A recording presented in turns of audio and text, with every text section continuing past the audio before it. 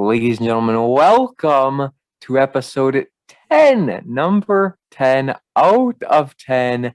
It is the final episode of the Summer Sports Spectacular. Finally, we are down to our final episode, and finally, I have returned home. That's right, you're hearing the voice of Jordon Lawrenz. I am back. We'll talk all about the trip, episode 22 of the podcast. We'll get into all of it, and I got a lot of stuff to talk about on that episode. The Cubs just completely gave away every single player they had, so they're going to be rebuilding for the next 20 years. The Brewers are making some moves, but they're getting caught with COVID, and the NBA is really heating up. Things are wild with what's happening there. Bucks Believer, he's doing some big boy numbers on YouTube. The Lakers are building a super team. Olympics are still going on. Trust me, guys, you will not want to miss our episode coming up on Monday. That is going to be huge. I can't wait to be back. But first, I have to thank you, Drew Skyberg. You held the fort and you did a fantastic job. How was it hosting that by yourself? That start intro, that was all you. Thank you, Jordan. It was certainly a different experience, but appreciate the kind words. And it was great to hold the fort down because, in a few weeks, I'm going to be gone for a week, but you might be holding the fort down for a little bit.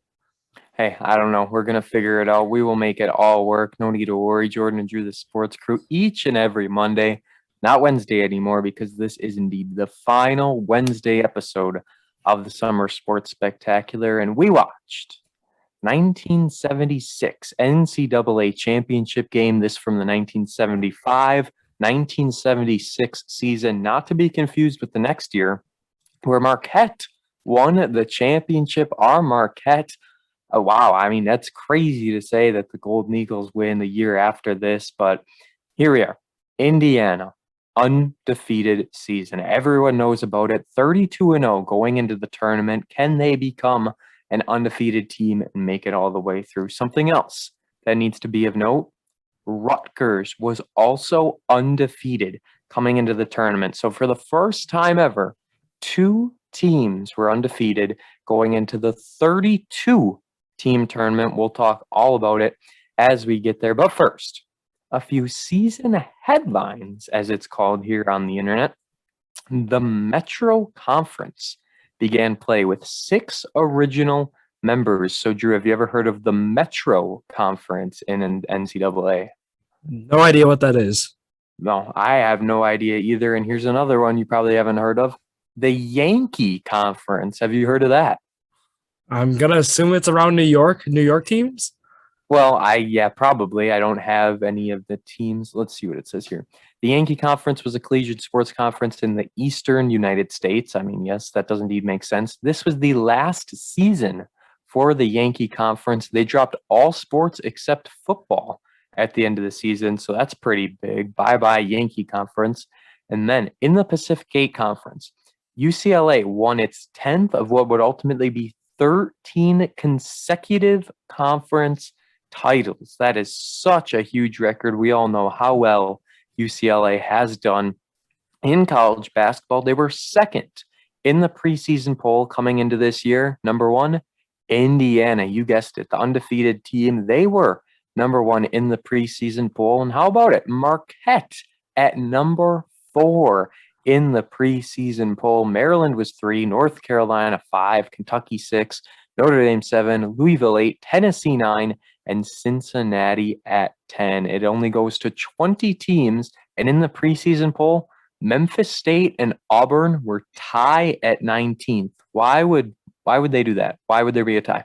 It must be with the points, because the Associated Press poll, they have points, so they must have tied with the amount of points they got when they got voted. I guess that would have to make sense. I don't agree with it. I don't know why you would have 2 there, but at the end of the day, in the UPI coaches poll, Indiana was also on, and our Marquette was number 2 in that coaches poll. So I found that very, very intriguing. Real quick, before Drew reads some stats, we've got a few conference member changes. Cincinnati was independent, but they went into this Metro Conference that I mentioned earlier on, began play with 6 original members. I actually can tell you the 6 members: Cincinnati, Georgia Tech, Louisville, Memphis State, St. Louis, and Tulane were the 6 members of the Metro Conference. So there's that for you. And then North Texas, They went from Missouri Valley to Independent, so a little of a downgrade there in North Texas, moving on out. And UNLV did the exact same thing. They were in the West Coast Athletic Conference, and now they're independent. Coming into this season, the season dominated by the Hoosiers, and Drew's going to read some numbers. These boys put up big numbers, 3 guys averaging double digits. Oh yeah, Jordan, and they got a dynamic duo indeed. They had the 2 best players in college basketball, in my opinion, in Scott May and Kent Benson. These guys, I mean, May averaged 23.5 a game, Benson averaged 17.3 a game, and what makes this really impressive is that there's no 3-point arc. So I mean, they did this with just taking twos, taking some like close shots. I mean, May is such an athletic, he's such a slithery finisher. You just saw him make some great moves to the basket. And yeah, I can't forget about Tom Abernathy either. I mean, this guy, 10 points a game, and he was a solid player for this team as well. And Benson, I think, is the heart and soul defensively too. He's just such a great player for this team. And I can't say enough about May as well either. They had a lot of good guys who did a ton of good things for the team. One of them who didn't really do the best, well, I pointed it out to Drew before we started, Jim Roberson, not Robertson. Jim Roberson, just a little fun fact, he only played 48 minutes in the year, so obviously he's a bench guy, not really getting much. But per 40 minutes, he averaged 12.5 turnovers, which is absolutely terrible. Poor guy, not doing too well at all, but he was on an undefeated team in the regular season. Speaking of, who won in some of these conferences? Let's take a look. No surprise, North Carolina wins the ACC in the Big Sky.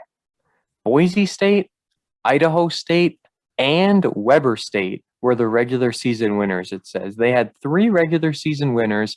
Indiana won in the Big Ten. That new Metro Conference was won by Tulane. So Tulane gets the job done there. No surprises. UCLA wins the Pacific 8, but it's just crazy to think that back at this time, Indiana undefeated, Rutgers undefeated. We're going into a tournament, 2 undefeated teams, first time ever. And let's see what happens, right? Looking at this tournament, as I said, 32 teams, which is very interesting. Now we know how it has completely changed. In that other one we did, what was there, 50 teams? It was such a weird number that we did. Do you remember? Yeah, it had like 3 or 4 playing games. It was the only year that bracket was like that. So if you want to go back and listen to it, I believe it was like episode 6.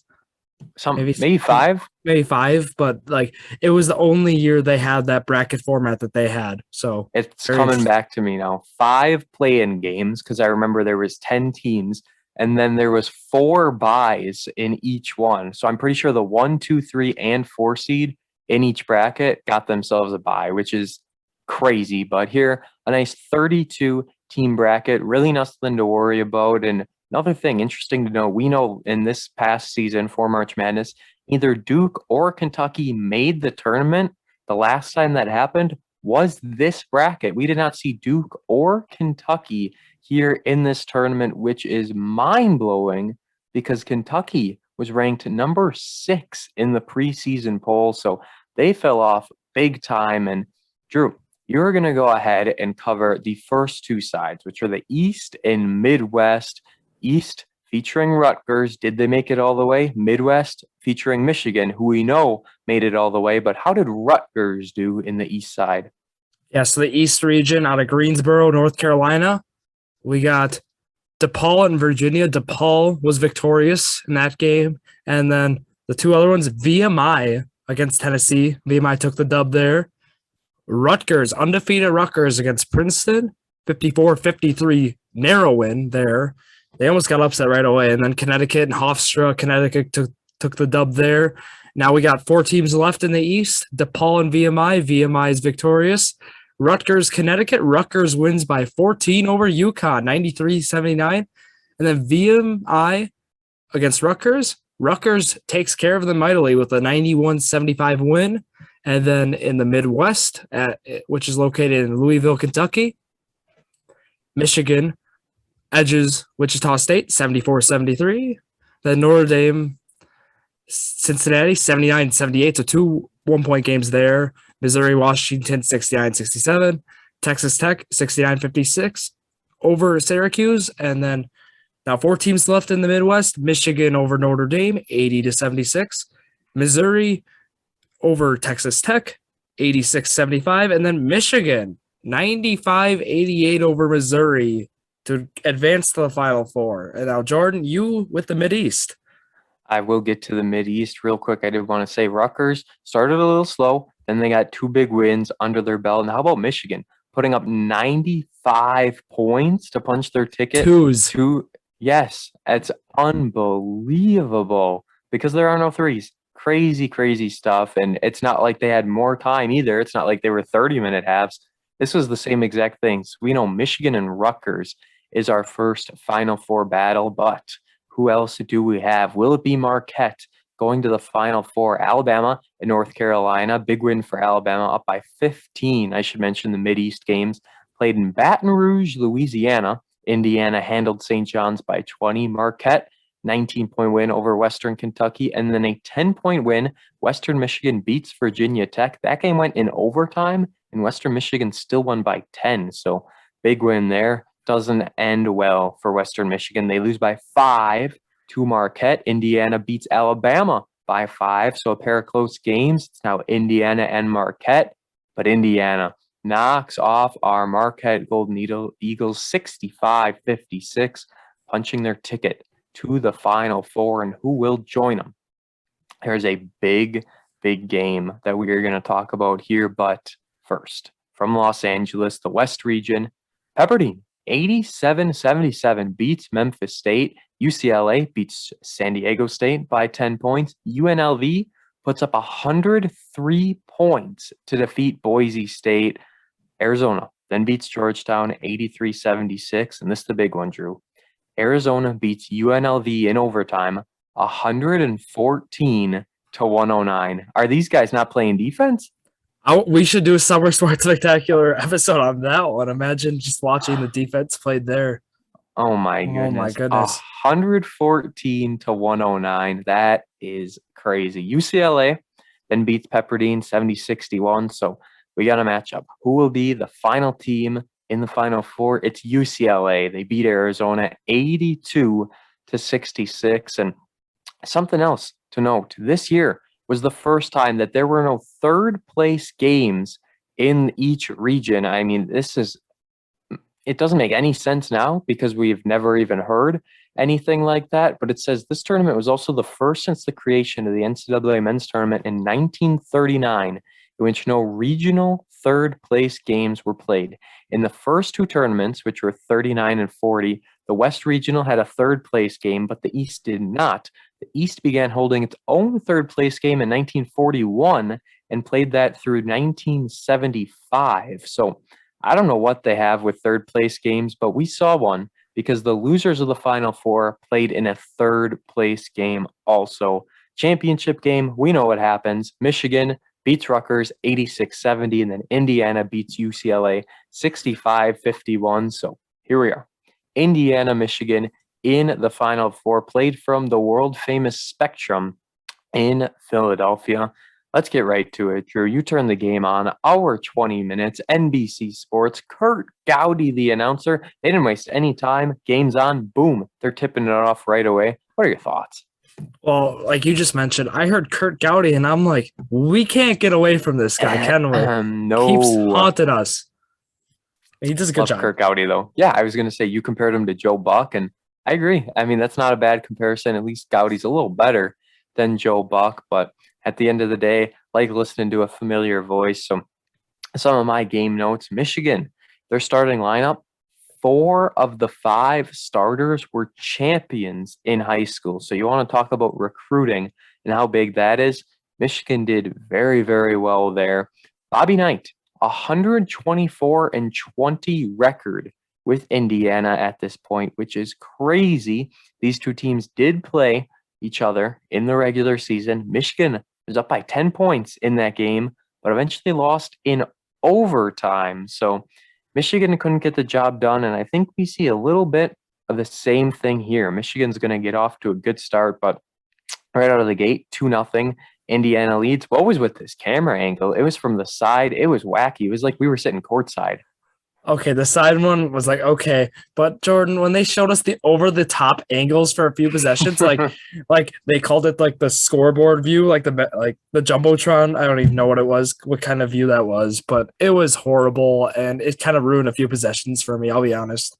I agree. I had that in my notes coming up a little bit later, but that was terrible. It was like basically we're in a blimp, right? Riding overhead in the arena and looking down, but it was not a good bird's eye view. It was not one you would want. And Wilkerson here. So for Indiana, these Hoosiers, they said that this man, 6'7", Bob Wilkerson, a 6'7" guard. He's one we didn't mention. He averaged 7.8 points per game during the regular season, but he goes down pretty early on and they send him to the locker room. I mean, it was tough to tell in live time really what happened to him, but he was down and he was hurt pretty bad. We're going to talk about his injury coming up. Game is tie 4-4. Michigan goes into a 2-3, and then they just start pouring it on 10-4 Michigan lead. And they start talking about Wilkerson a little bit more. They say they actually took him to the hospital.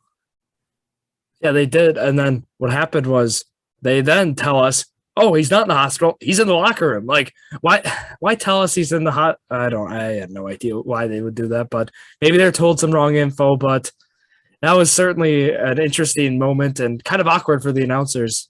Yeah, a little bit. They had to cover themselves for sure. They said he had a slight concussion. So, I mean, they were looking at brain, how they diagnosed concussions way back in the day, which kind of blows my mind because this is over 30 years ago. And they barely knew anything about a concussion. But thankfully, he didn't come back on the floor. We wouldn't see him the rest of the game. They said it was a big blow for Indiana, but I think they did just fine without him. Michigan was hot to start this game. 9 of 12 shooting as they lead 18-10. Indiana calls timeout. At this point, they only have 2 rebounds, Drew. Michigan up by 8. This is an upset in the making, and Michigan's doing everything right. And Michigan, I mean, they're getting what killed Indiana in the first half was transition buckets. They were just allowing too many easy buckets. I mean, Michigan was able to run the break. Guys like Ricky Green and Wayman Britt and Phil Hubbard, they were just able to like run the break. They were able to get some easy layups, make some tough layups as well, get a couple and ones. And Coach Bob Knight really need to make some adjustments for the second half.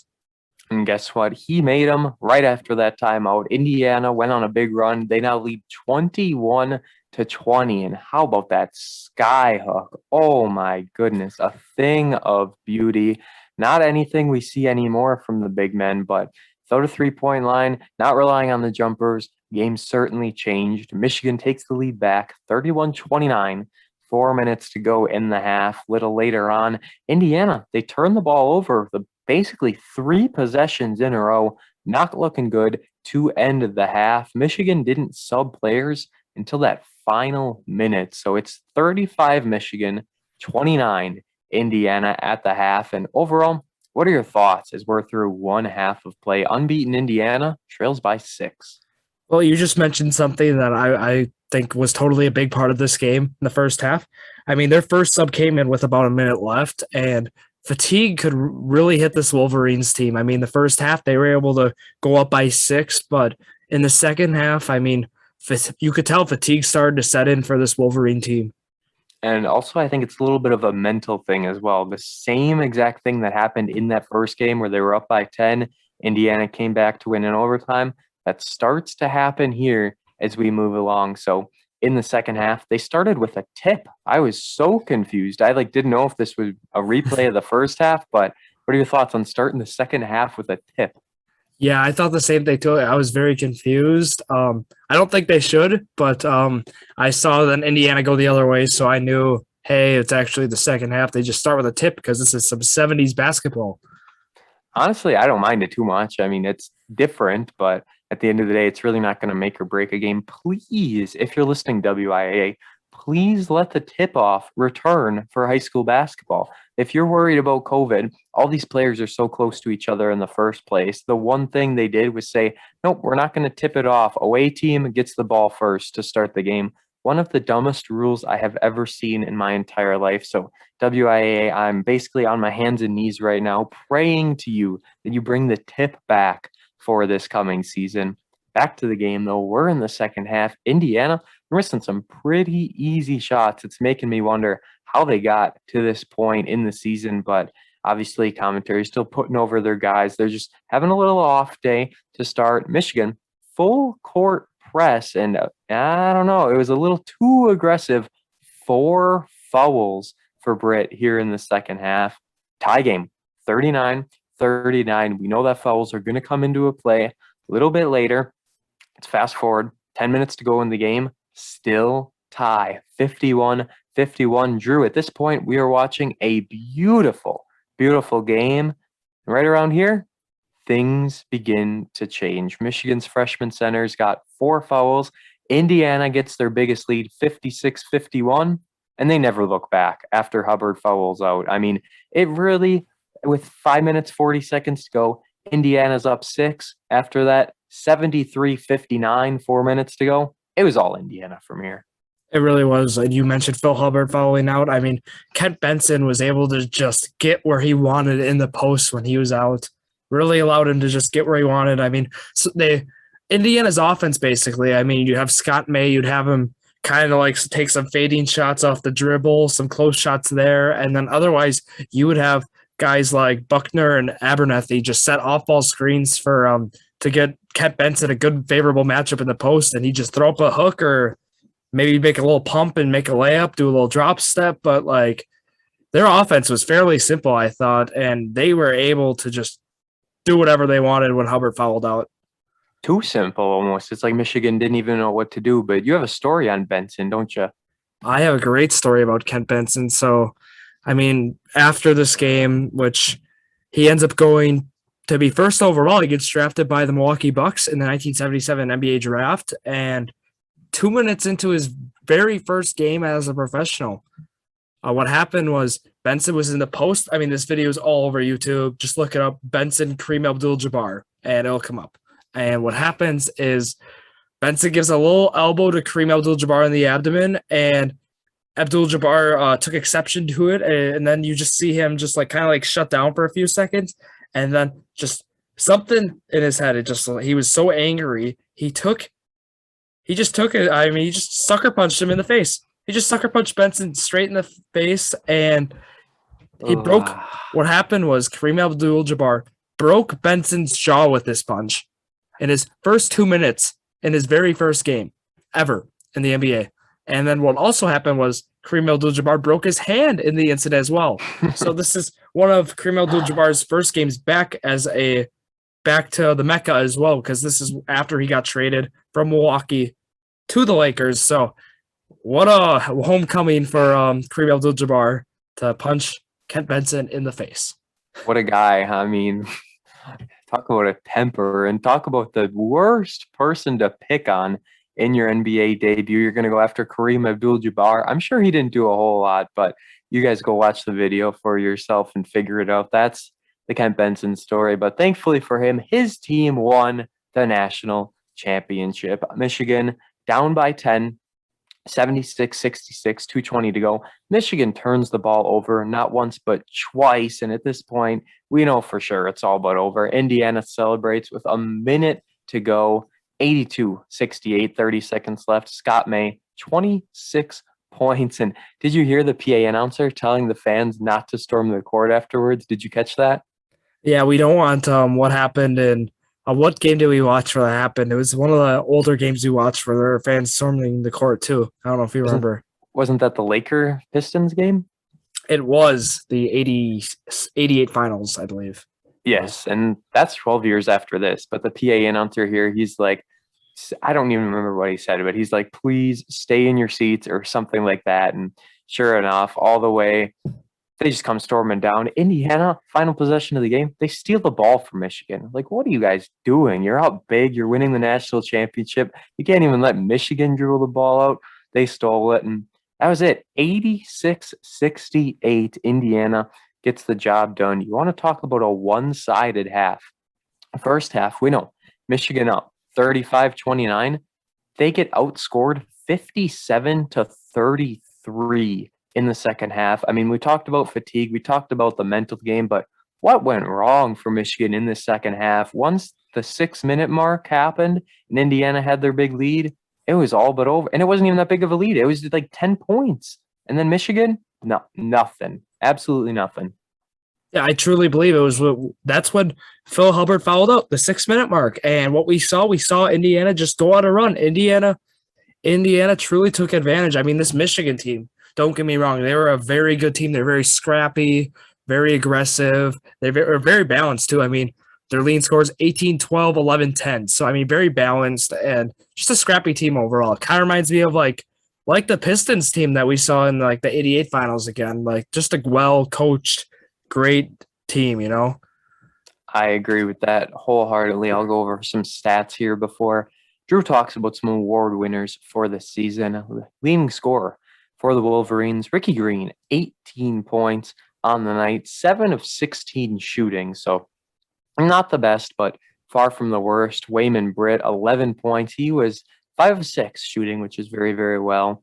12 points, 10 points. Our Hubbard actually only had 10 points, 11 boards. I mean, they had 4 guys in double digits, but couldn't get the job done at the end. John Robinson, 6 turnovers with 8 points, and that's not going to win you a championship game. Green and Grody had 4 turnovers as well. So as for Indiana, 2 guys over 20, Kent Benson, 25, Scott May, 26, 8 boards for May, 9 boards for Benson. Buckner had 8 boards with 16 points, 5 steals for Quinn Buckner in this game. May was 10 of 17 shooting, 6 of 6 from the line. Benson, 11 of 20 shooting. I mean, these guys doing well. May, Benson, and Buckner all had 39 minutes, which is huge. Only other guy, Abernethy, 11 points, and then it's 2, 2, 2, 2. So besides the top guys in double digits, really no one else to step up for this team, but they didn't need it. I mean, they were totally fine. And in the second half, like we said, once they blew the game out, there was nothing Michigan could do to come back. So All-American teams here in the 75-76 season. There was the consensus first team, consensus second team. Second team featured 2 sophomores and 3 seniors. There was a Marquette guy on the second team. I don't know if you're going to mention any of them. I just threw them out there real quick, but talk about this first team a little bit. 2 Indiana guys. Yeah, so definitely, Jordan. Kent Benson, of course, the junior out of Indiana, first team. Adrian Dantley out of Notre Dame, a junior as well. He had a successful NBA career. John Lucas, senior out of Maryland. Scott May, senior of Indiana. And like Benson, his NBA career, both of their careers, they played only like 7 to 8 years in the league. And they were solid when they were there. Both made first team all-rookie teams, but they were cut short due to injury, unfortunately. But then round out the team, Richard Washington, a junior of UCLA. So that's the first team. And then I got the Major Player of the Year awards as well, Jordan. And go for it. Here Indiana dominated. Yes, they did. They got the Naismith Award, Scott May of Indiana, the Helms Player of the Year, co-players, Kent Benson and Scott May. So the dynamic duo there gets it. The AP Player of the Year, Scott May.